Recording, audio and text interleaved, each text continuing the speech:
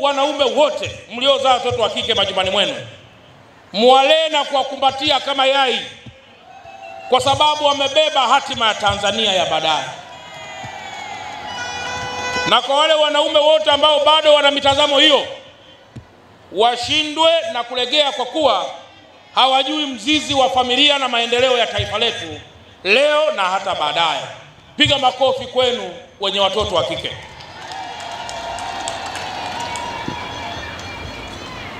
Nitumie pia nafasi hii kuwashukuru sana wadau wote kwa ushirikiano mlioonesha hapa. Mdau wa kwanza ninyi wanawake wote. Mdau wa pili taasisi za serikali. Mdau wa tatu taasisi sio serikali kama vile CRDB, DCB Bank, NMB Softcare, pamoja na watu wote ambao pia wamejitokeza hapa kuunga mkono siku hii muhimu ambayo ina takriban miaka mingi, na leo tunaadhimisha miaka 30 ya tangu tamko la Beijing, ambalo ninyi mnakumbuka katika mkutano ule mwanamke kutoka Tanzania alikuwa pale kama katibu mkuu, na ndugu yetu na ndugu yenu, mama yetu na bibi yenu pia wengine, au na bibi yetu wengine, Mama Gertrude Mongera.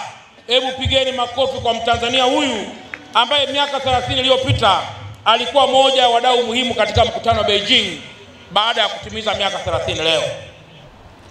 Ndugu zangu wana Dar es Salaam, nitumie pia nafasi hii kumshukuru tena Rais wa Jamhuri ya Muungano wa Tanzania, ndugu yetu Daktari Samia Suluhu Hassan.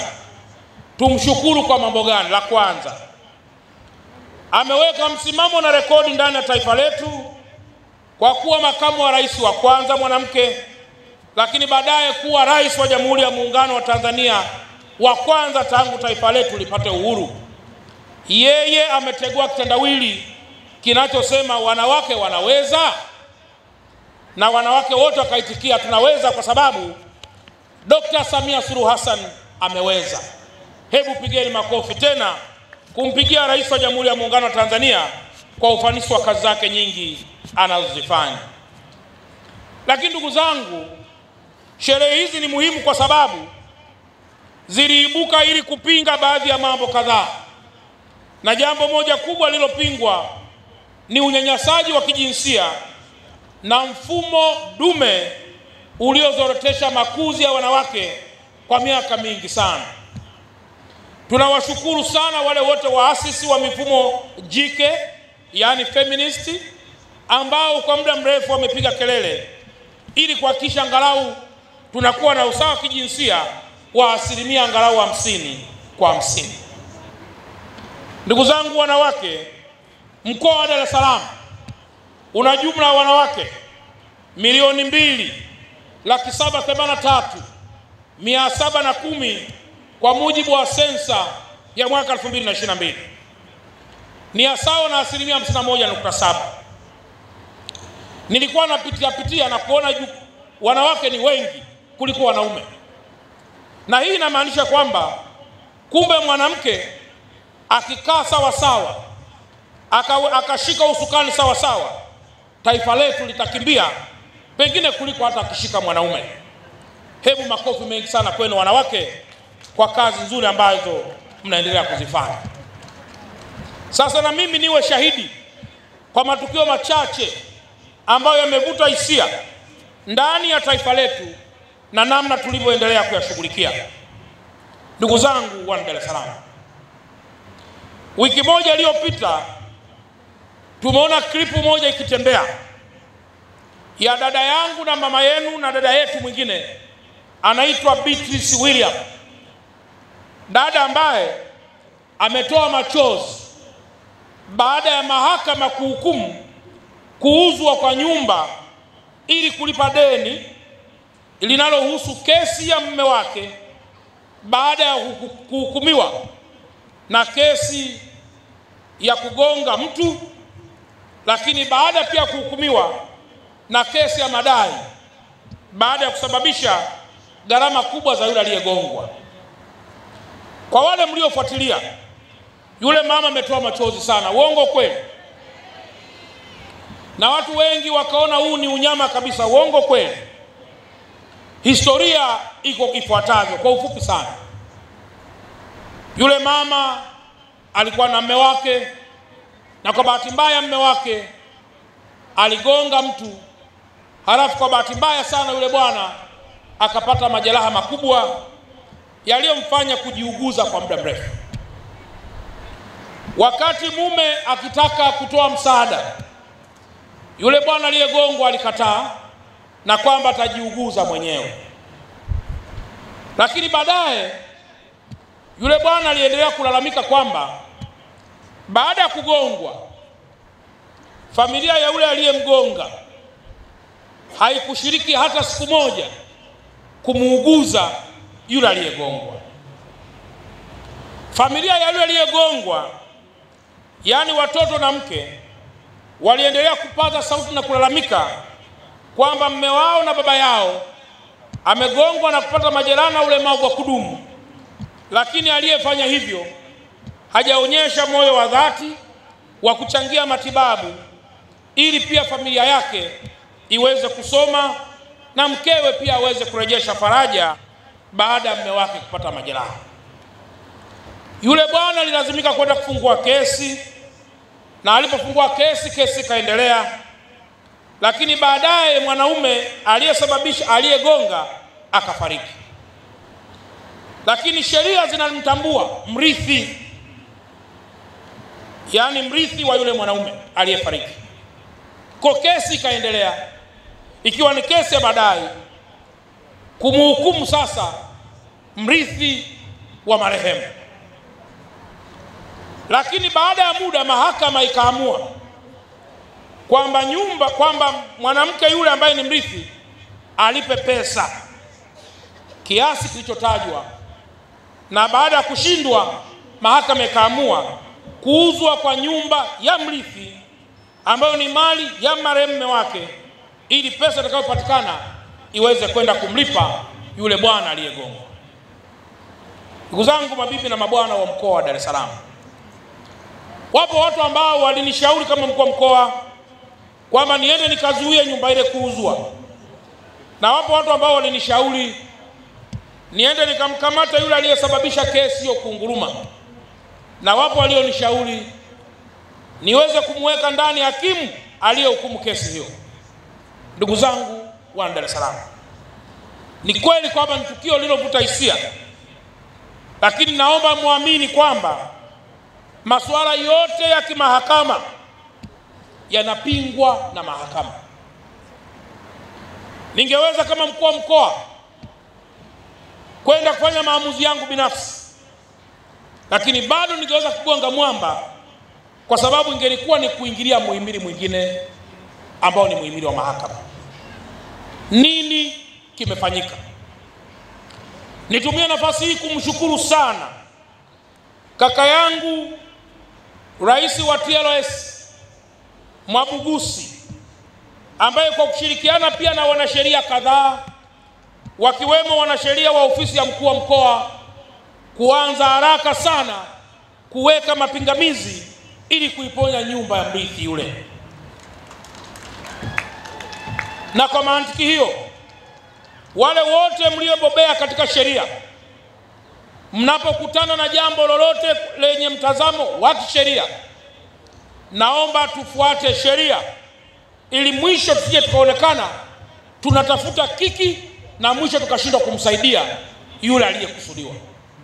Naomba niwaahidi kwamba kwa sababu ya wanasheria nguli waliopo na waliojitokeza, jambo hili tutasimamia kidete bila kuingilia mahakama kwa hoja za kisheria, na nyumba ya marehemu inawezekana haitauzwa na watoto wataendelea kuishi kwa furaha, lakini na yule bwana ambaye alipata majeraha, na yeye tutahakikisha watoto wake wanarejeshwa furaha, kwa sababu zote ni familia sawa, namna ambavyo tunaendelea katika kuziinua.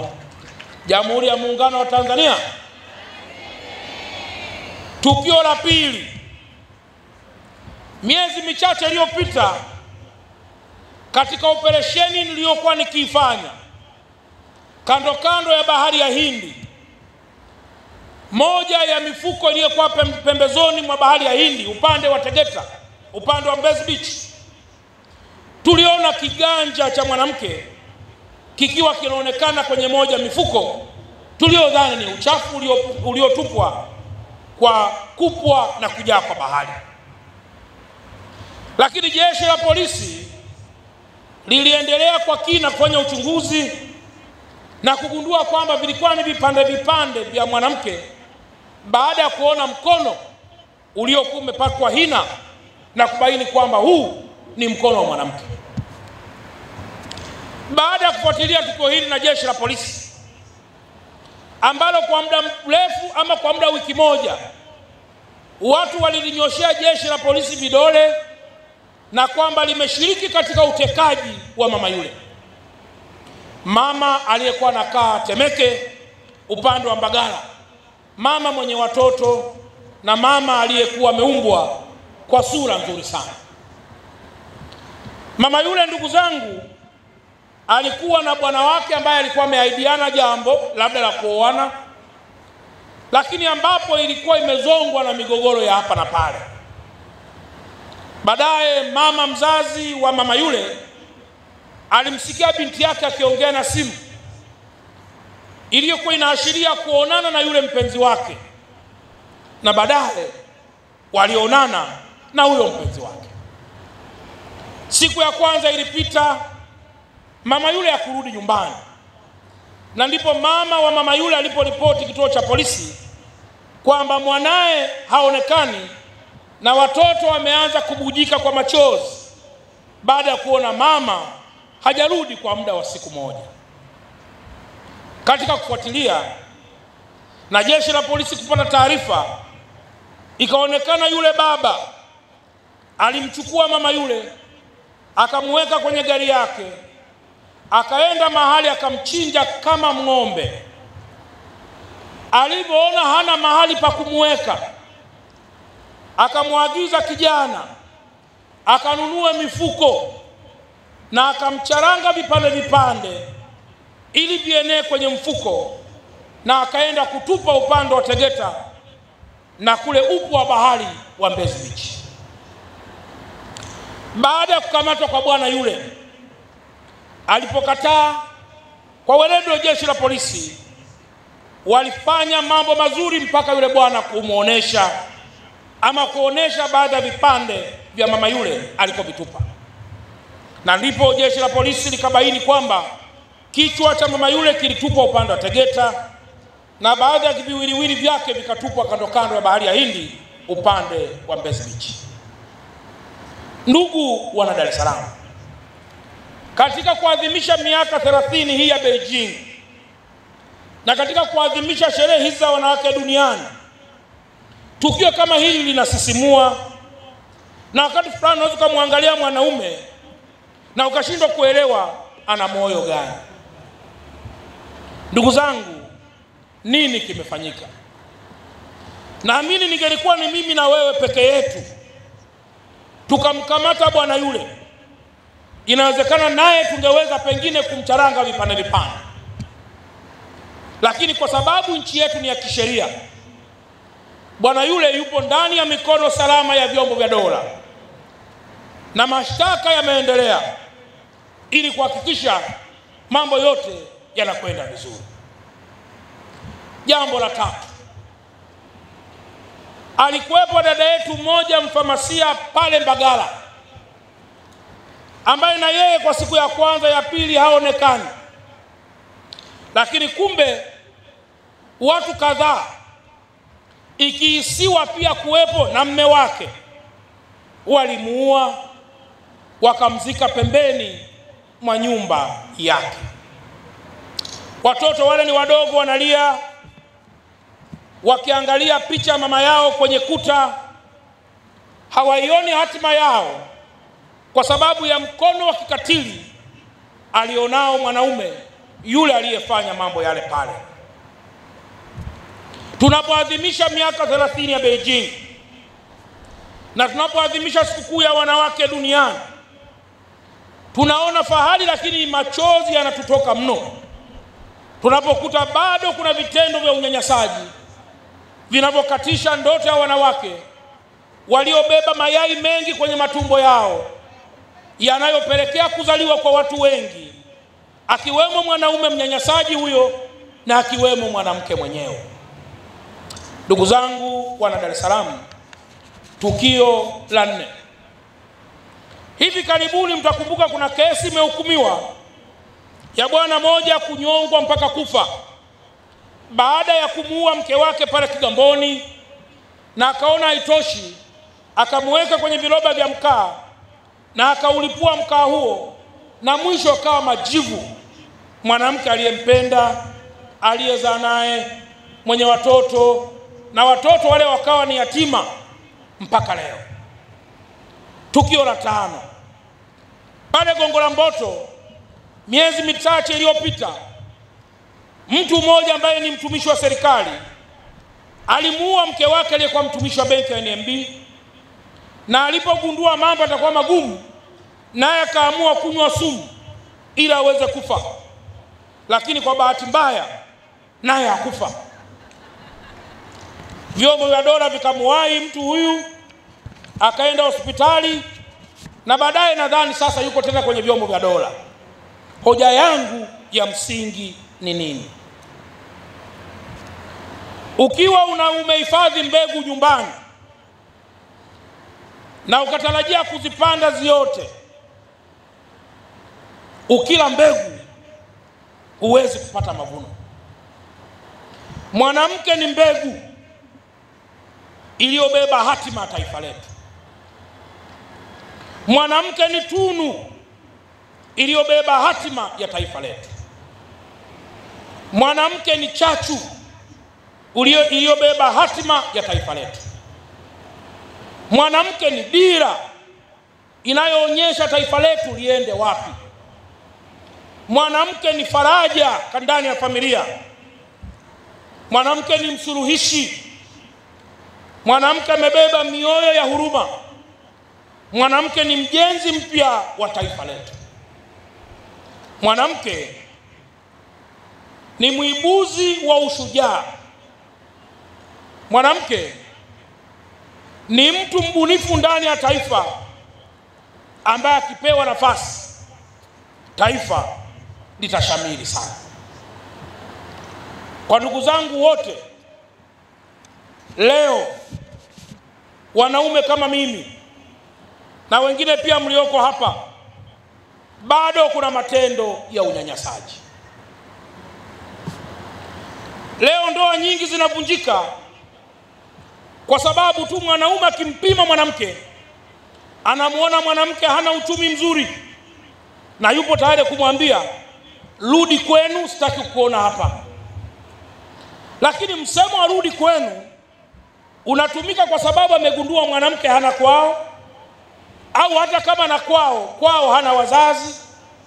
Hata kama na wazazi, kwa muda mrefu ametumia kuilinda ndoa, na hata kama ameilinda ndoa kwa muda mrefu ametumia kulea familia. Nanyi mnakumbuka mwanamke kipindi chote cha ujauzito unaobeba, lolote linaweza kutokea. Unaweza kupata ulemavu wa kudumu kwa sababu ya mimba uliobeba. Unaweza kupata kifafa. Unaweza kupata maradhi ya moyo, na unaweza pia kupata maradhi ya muda mrefu kwa sababu ya mimba uliobeba. Lakini mimba hii uliobeba ndani yake kuna wawili wanazaliwa. Anazaliwa mwanaume na anazaliwa mwanamke. Na huyu mwanaume atakapozaliwa harudi nyuma tena kuangalia tumbo alimokaa yeye kwa miezi 9. Baadaye anajiamini kufanya vitendo vya hovyo, vitendo vinavyomdhalilisha mwanamke, na vitendo vinavyorudisha nyuma taswira na hisia za mwanamke, na vitendo vinavyoikatili kesho ya mwanamke. Wapo wanaume waliowaachisha wake zao kazi, lakini baada ya mwanamke kuacha kazi, baada ya miezi michache ndoa zilivunjika. Kikabaki kuwa kilio ni majuto kwa wanawake walioacha kazi kwa sababu ya ndoa, waliobadili majina kwa sababu ya ndoa, ambao wamekuwa masikini kwa sababu ya ndoa, na ambao wakati fulani wamebeba maradhi kwa sababu ya ndoa. Nitumie nafasi hii, wanaume wote tulioko hapa, tuendelee kutafakari sana kuhusu namna ya kumjenga zaidi mwanamke ambaye kwa sifa nimekwisha zitaja hapo awali. Kuelekea siku ya mwanamke duniani, tuna mengi ya kukumbuka, tuna mengi ya kutafakari na tuna mengi ya kujipanga dhidi juu ya kumkomboa zaidi mwanamke wa Tanzania. Kwa upande wa kina mama tuna mafanikio mengi, Mheshimiwa Mkuu wa Mkoa, na mafanikio haya tunayaona kwenye kila nyanja za kiustawi, kiuchumi, kimaendeleo na utunzaji wa familia. Kupitia maandamano hapa tumeona akina mama mahodari, wataalamu wenye ujuzi na waliokuwa tayari kwenye kila eneo, kuanzia kwenye sekta ya afya, sekta ya elimu, sekta za barabara, kwenye mambo ya ndege na masuala mengine yote. Akina mama wa Dar es Salaam mko vizuri sana, mjipigie makofi mengi sana. Ukienda kwenye mambo ya uongozi pia, nchi yetu mwanamke wa Tanzania hajakuwa nyuma.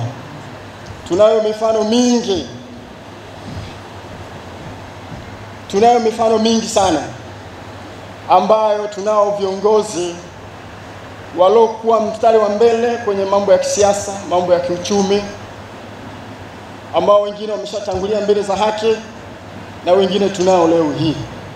Mafanikio haya ni mkubwa na yana muhimu mkubwa kwa sisi tulioko leo na wengine wanaokuja, na hatuna budi kuwashukuru sana akina mama, viongozi na wengine wote kwa mchango wao mkubwa ambao kwa taifa letu hili. Tuwapigie makofi mengi sana. Lakini pamoja na mafanikio haya kwenye nyanja mbalimbali, tunafahamu akina mama wa Tanzania bado wana changamoto za hapa na pale. Changamoto za maadili, changamoto za ukatili wa kijinsia, changamoto za kupambana na masuala ya kiuchumi ili waweze kujikwamua zaidi. Mimi niwaombe akina mama, kama ambavyo rais wetu mpendwa Daktari Samia Suluhu Hassan ameendelea kuliongoza taifa hili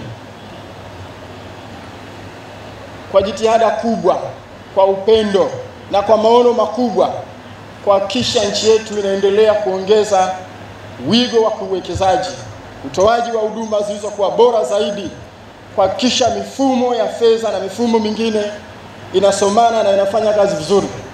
Mimi niwaombe sana akina mama, tuendelee kumuunga mkono Mheshimiwa Rais Daktari Samia Suluhu Hassan, wakati huo akiendelea kuweka mawanda, akiendelea kuweka mazingira mazuri kwa sisi wa Tanzania kufaidika na rasilimali lakini na fursa mbalimbali za kiuwekezaji. Tumpigie makofi mengi sana. Na hapa tumeona wapo akina mama wengi wamechangamkia hizo fursa kwenye sekta ya fedha, kwenye masuala ya biashara na kwenye maeneo mengine.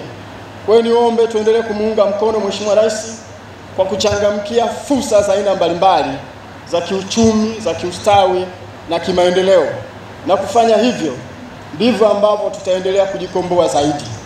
Ujumbe wetu wa mwaka huu, mwanamke na wasichana 2025, tuimarishe haki, usawa na uwezeshaji. Katika eneo hili Mheshimiwa Rais ameendelea kujikita sana kuhakikisha mazingira mazuri ya usawa na ya haki yanaendelea kuboreshwa kwenye kila eneo ili Watanzania tuendelee kufurahia fursa za kiuchumi. Kwa hiyo niombe sana kauli mbiu hii tuende tukaishi kwa vitendo. Tukaimarishe familia zetu, ndoa ziendelee kuimarika, watoto waendelee kulelewa vizuri kama ambavyo Mheshimiwa Rais ameendelea kutusii wakati wote, ili tuwe na watoto wenye kumcha Mungu na wenye kulipenda taifa letu la Tanzania.